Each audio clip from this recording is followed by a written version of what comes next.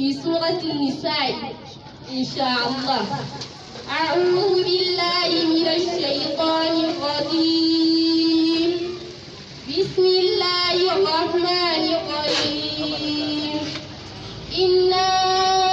أوحينا إليك كما أوحينا إلى نوح والنبيين من بعده وأوحينا إلى إبراهيم وإسماعيل وإسحاق ويعقوب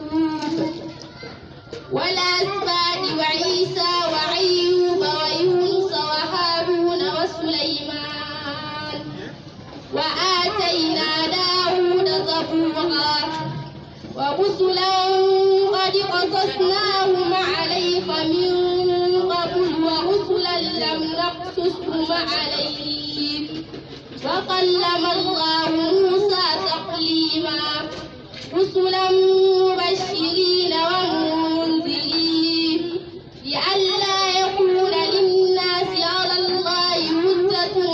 بعد الرسل وكان الله عزيزا حكيما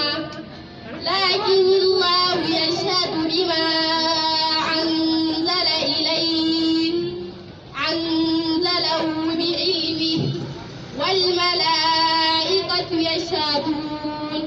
وكفى بالله شهيدا إن الذين كفروا وصدوا عن سبيل الله قد ضلوا ضلالا بعيدا إن الذين كفروا وظلموا لم يكن الله ليغفر لهم ولا ليهديهم طريقا إلا طريق جهنم خالدين فيها أبدا وكان ذلك على الله يسيرا يا أيها الناس قد جاءكم الرسول بالحق من ربكم فآمنوا خيرا لكم وإن